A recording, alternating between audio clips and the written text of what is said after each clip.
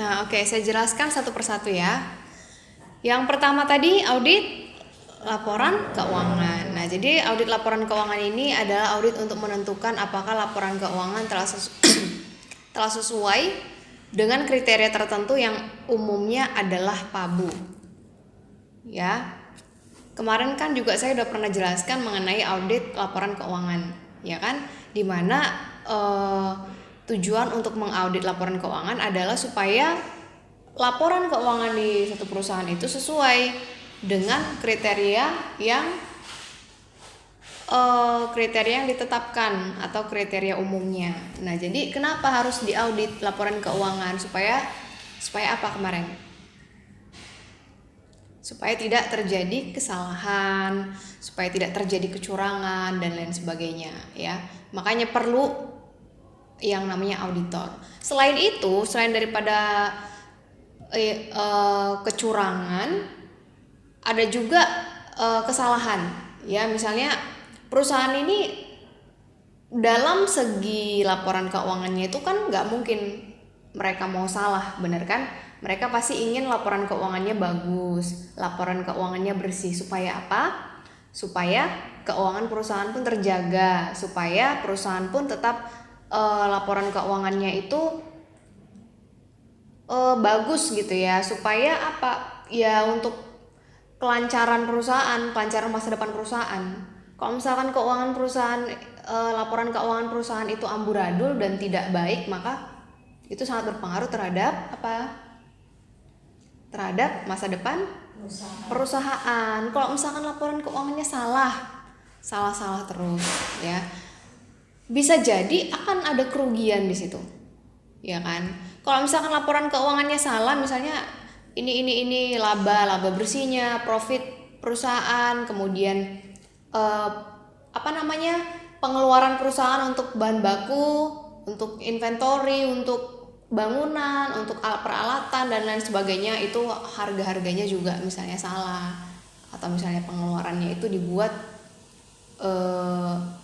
sekian padahal sebenarnya nggak seperti itu. Misalnya pengeluarannya dibuat lebih banyak gitu kan, padahal sebenarnya malahan uangnya nggak jelas entah kemana gitu kan, dibilang untuk pengeluaran padahal sebenarnya nggak, untuk apa, untuk salah satu pihak aja yang mau menguntungkan diri gitu kan. Bisa juga kalau misalkan laporan keuangan misalnya pengeluarannya itu salah, misalnya pengeluarannya itu sekian, pengeluarannya itu ada sedikit, sementara pendapatannya sekian gitu kan, pendapatannya lebih banyak. Harusnya mereka dapat apa? Keuntungan atau profit kan, karena kan dari segi keuntungan mereka penjualan gitu ya, maksudnya penjualan mereka itu sudah cukup banyak, sementara pengeluaran mereka sedikit. Berarti apa? Harusnya perusahaan lebih banyak untung kan, lebih banyak untung. Tapi dari laporan keuangan mungkin aja salah, dibuat di situ perusahaan malah rugi. Berarti ada yang salah kan antara pengeluaran sama pemasukannya gitu kan. Makanya perlu di situ ada auditor, seorang auditor yang mampu melihat, dia mampu membaca laporan keuangan dengan baik, orang yang kompeten untuk membaca laporan keuangan atau memperbaiki laporan keuangan, seperti itu ya. Jadi penting sekali perusahaan itu punya auditor.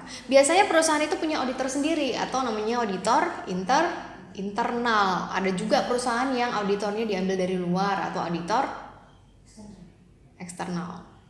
Itu namanya auditor independen ya, eksternal. Auditor yang dia bergerak sendiri. Tapi kalau misalkan auditornya yang kerja di perusahaan, berarti itu auditor milik perusahaan gitu ya. Auditor itu mungkin gajinya besar ya kan, gajinya besar itu auditor ya, audit orang-orang bagian finansial atau keuangan itu ya. Nah, itu tadi mengenai tipe audit yang pertama, yaitu audit laporan keuangan.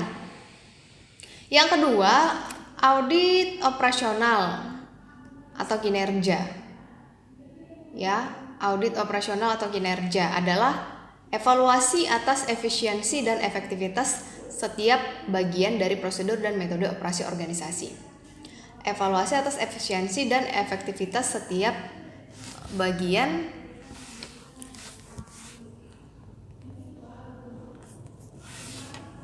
bagian dari prosedur dan metode operasi organisasi. Nah, jadi audit operasional atau kinerja ini beda lagi. Tadi laporan keuangan kan tentang keuangan kan fokusnya. Kalau ini audit operasional atau kinerja ini fokusnya pada bagian operasional perusahaan atau kinerja. Kalau operasional perusahaan itu apa? Kalian kan kerja kan? Kerja ya? Bagian operasional itu siapa aja? Ya, bagian operasional kan ada tuh bagian apa? Bagian staff, bagian manajer, bagian pimpinan, bagian operasional. Operasional itu siapa aja?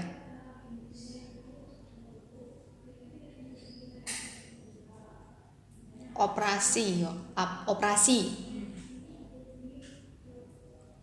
operasional atau kinerja. Siapa? Masa nggak tahu? Orang yang mengoperasikan. Kalian kerja sebagai apa? Staff? Enggak, seharusnya orang yang mengoperasikan. Iya, maksudnya staff kan? Karyawan, pegawai. Nah, berarti kan adalah staff, adalah orang yang mengoperasikan operasional atau kinerja. Berarti kalian itu ada di lingkungan operasional perusahaan. Ya kan? Kalian yang mengoperasikan perusahaan tersebut. Ya. Yaitu karyawan, staff atau pegawai, terserah ya. Sama lah itu semua. Nah, itu ya operasional. Jadi ada juga auditor yang fungsinya untuk memeriksa di bagian itu, bagian kinerja atau bagian operasional. Ya. Jadi dia memeriksa apakah efektivitas kerjanya bagus, ya, apakah efisien. Terus mereka melakukan evaluasi. Mereka memperhatikan kinerjanya itu gimana. Kalau di perusahaan kalian ada auditor yang bagian ngawas-ngawasin atau apa? Ada yang tukang pengawas, nah itu auditor namanya. Diambil dari pihak luar. Ya, auditor ya. Itu auditor juga. Cuman bedanya dia auditor operasional atau kinerja. Ya, bukan auditor laporan keuangan. Kalau laporan keuangan beda lagi. Ini auditornya auditor operasional atau auditor kerja. Gitu. Tahu kan? Nah, itu contohnya. Jadi orang yang melihat kinerja kalian, mengawasi kinerja kalian, apakah baik atau tidak, memberikan penilaian, terus memberikan apa lagi, evaluasi ya kepada kalian, atau memberikan pelatihan, ada nggak? Nggak ada. Berarti hanya mengawasi ya. Nah, itu dia ya. Itu yang dimaksud dengan auditor operasional atau kerja ya. Terus masuk ke auditor internal. Ada ya, audit internal ya. Audit internal merupakan suatu assurance yang independen dan objektif, serta aktivitas konsultasi yang dirancang untuk menambah nilai dan meningkatkan operasi organisasi. Ya, jadi audit internal itu adalah suatu assurance yang independen dan objektif serta aktivitas konsultasi yang dirancang untuk menambah nilai dan meningkatkan operasi organisasi. Nah, audit internal itu siapa tadi?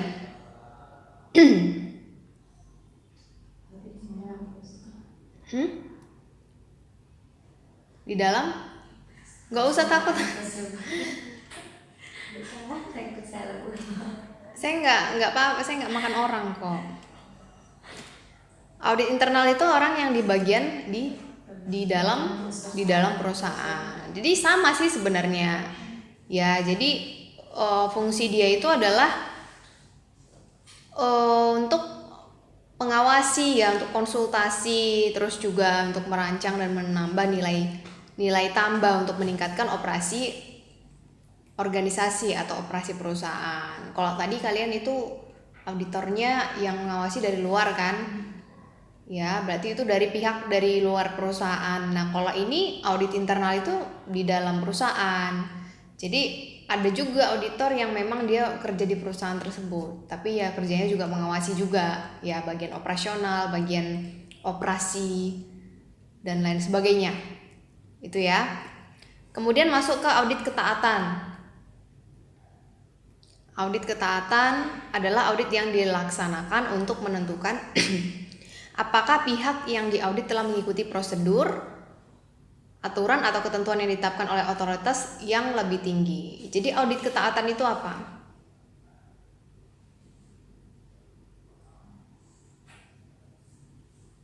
Memeriksa aturan-aturan di dalam perusahaan. Ya. Terus?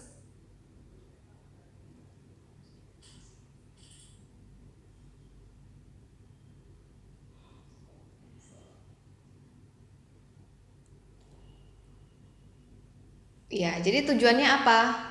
Audit ketaatan untuk melihat ya apakah orang-orang staf-staf pekerja di situ sudah menaati aturan atau ketentuan yang ditetapkan oleh otoritas perusahaan, ya. Auditornya sama. Auditor juga gitu ya.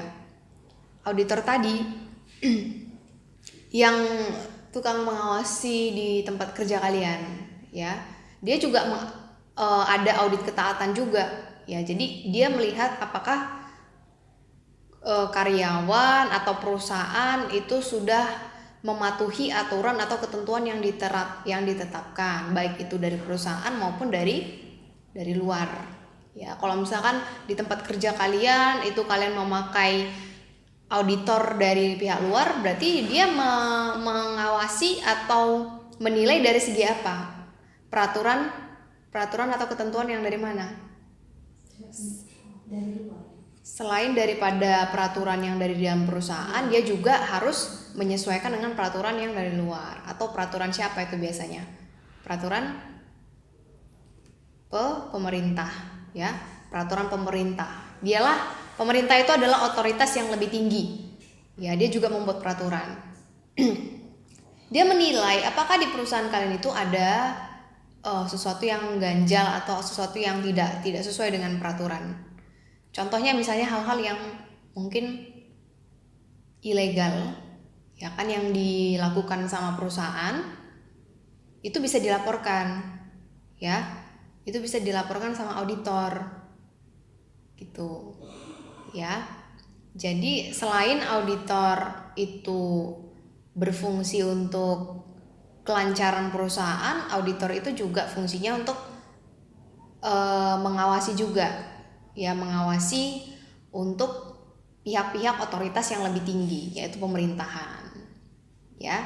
Jadi nggak selamanya juga auditor itu dipanggil oleh perusahaan, tapi ada juga auditor yang memang ditugaskan pemerintah ke perusahaan-perusahaan gitu ya, untuk menilai atau mengawasi mereka gitu ya. Jadi auditor yang bekerja untuk pemerintahan dan kemudian mengawasi badan-badan usaha milik masyarakat, milik swasta, ya, supaya dilihat apakah ada mungkin yang tidak sesuai dengan kelegalan dari pemerintah, atau mungkin ada sesuatu yang ilegal mungkin yang dilakukan, ya kan? Itu dia ya fungsinya audit ketaatan.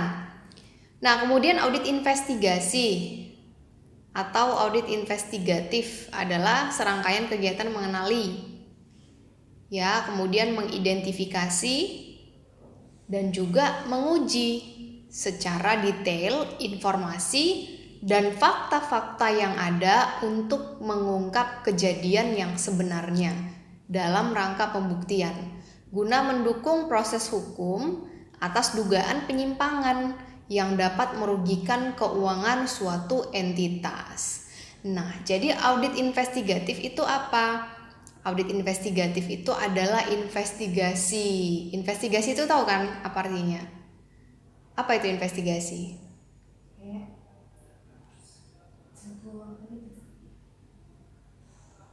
Mengawasi kan?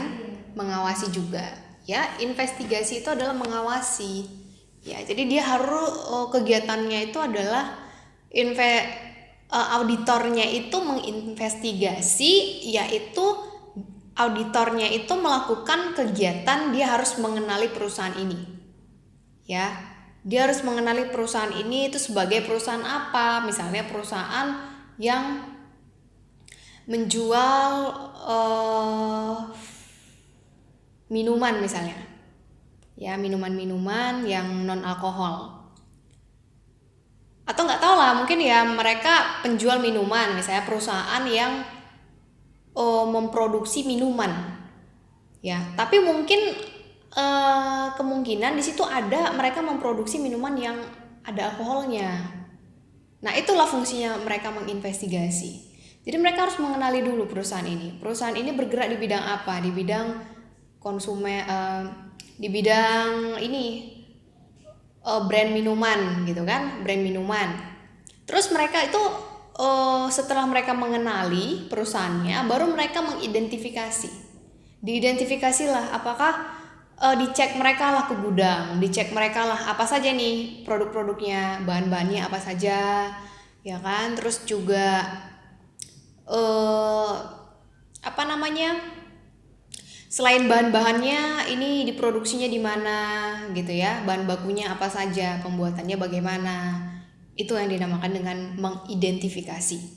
Ya kan, diidentifikasi apakah ada bahan-bahan yang mungkin mengandung ini itu yang berbahaya ya, bahan-bahan yang berbahaya atau tidak.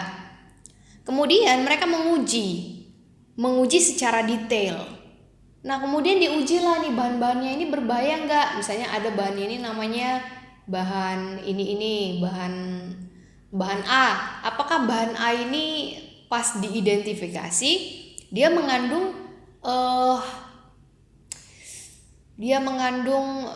kandungan yang berbahaya untuk tubuh manusia atau tidak.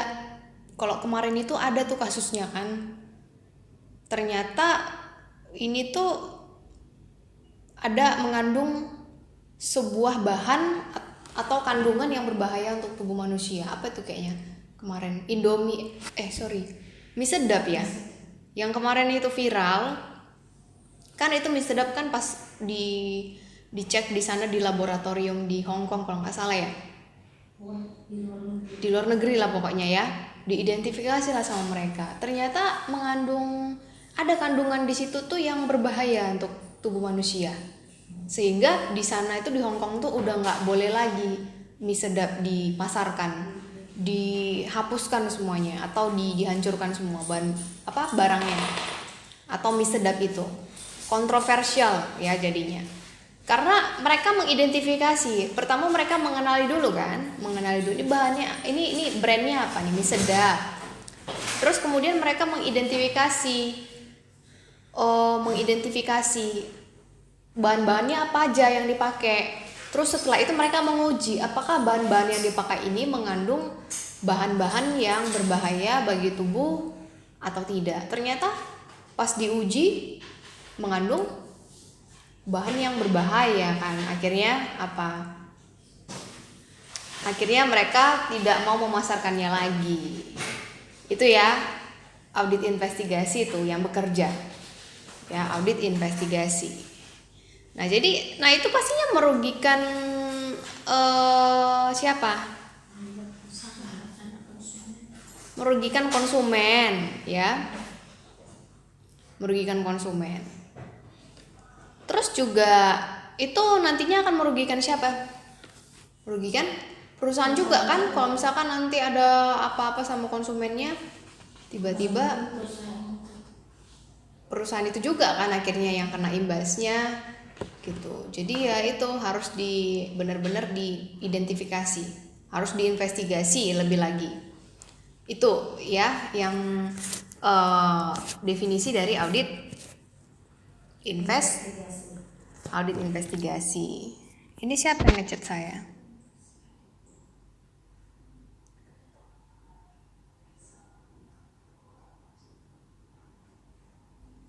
Oh, Adima.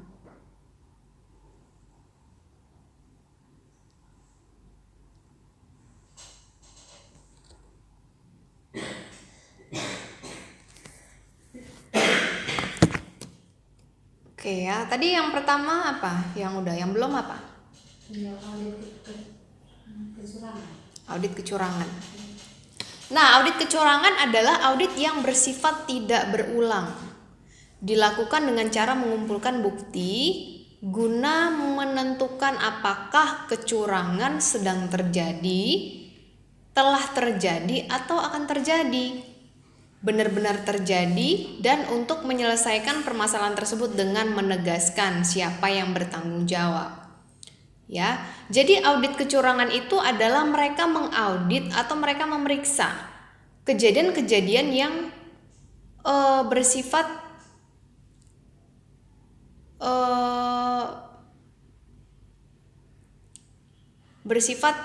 tidak lazim gitu ya. Dilakukan dengan cara mengumpulkan bukti guna menentukan apakah kecurangan sedang terjadi. Ya, jadi auditor itu melihat di perusahaan tersebut apakah ada kecurangan yang terjadi atau telah terjadi atau akan terjadi atau benar-benar terjadi ya, untuk bisa menyelesaikan permasalahan dan menegaskan siapa yang bertanggung jawab. Ya, biasanya ada auditor yang melihat apakah terjadi kecurangan. Misalnya ada nih, kalau misalkan di perusahaan besar kan nggak serta-merta mereka bisa tahu kan siapa aja yang sudah melakukan kecurangan, benar kan? Bisa jadi orang-orang yang tingkatnya lebih tinggi, contohnya misalnya pemimpin atau misalnya manajer atau asisten manajer, atau pokoknya orang-orang yang pangkatnya lebih tinggi, atau bahkan yang mungkin misalnya tingkat staff gitu ya, tingkat staff yang di bawah, tingkat staff yang atas gitu, bisa saja mereka melakukan kecurangan ya. Jadi itu harus dilihat, harus diaudit ya. Auditor harus benar-benar melihat apakah terjadi kecurangan. Kalau apakah terjadi kecurangan itu dilihat dari mana? Dari yang apa tadi, laporan keuangan yang pertama, baru kemudian apa lagi, dari operasional atau kinerjanya. Biasanya tuh paling sering melihat adanya kecurangan itu dari mana tuh? Dari laporan keuangan ya. Laporan keuangannya ini kalau misalkan nggak cocok nih laporan keuangannya, bisa jadi ada kecurangan. Nah, kecurangan itulah nanti yang akan kemudian dicek lagi, diperiksa lagi, diidentifikasi lagi lebih jauh. Baru setelah itu nanti didapatkan siapa nih orang yang bertanggung jawab, gitu kan, terhadap kecurangan itu. Karena kan nggak gampang sebenarnya menemukan orang yang bertanggung jawab atas kecurangan. Bisa jadi dia ini orang yang tingkat atau orang yang pangkatnya lebih tinggi ya, dia bisa menutupi kecurangannya ya kan. Nah, tapi auditor itu bekerja untuk melihat atau menyelesaikan permasalahan yang ada ya. Jadi permasalahan itu dilihat dulu, baru kemudian diidentifikasinya, baru kemudian dilihat mana saja nih yang kurang gitu kan, apa saja yang kurang, apa saja nih kira-kira yang merupakan kecurangan. Terus kemudian dicek lah, ini biasanya nih laporan keuangan ini siapa yang megang di bagian ini, bagian administrasi siapa aja yang megang, si anu, pimpinannya siapa, si anu, siapa yang ini. Nah, dilihat, diperiksa gitu kan, diperiksa satu persatu, diinvestigasi tadi ya, dilihat satu persatu siapa sebenarnya yang pihak yang bertanggung jawab. Itu ya mengenai audit kecurangan. Sama sih, audit kecurangan itu sama seperti menginvestigasi juga ya kan, melihat permasalahan terus kemudian mencari siapa dalangnya atau siapa yang bertanggung jawab atas itu. Nah, audit kecurangan itu adalah pendekatan awal atau proaktif untuk mendeteksi penipuan keuangan dengan menggunakan catatan akuntansi dan juga informasi, hubungan analitis, serta kewaspadaan atas perbuatan kecurangan dan upaya penggelapan. Ya, jadi itu tadi mendeteksi penipuan keuangan. Biasa yang paling ini kalau misalkan di bisnis atau di perusahaan itu kecurangan itu bentuk apa sih? Dalam bentuk apa? Dalam bentuk keuangan ya, yang pasti. Yang paling nampak lah ya. Dalam bentuk keuangan ya. Kalau keuangannya udah beda, ya kan udah ada yang dirasa nggak jelas atau dirasa kayaknya ini ada yang salah, pasti udah ada kecurangan di situ, ya kan? Udah ada penipuan di situ.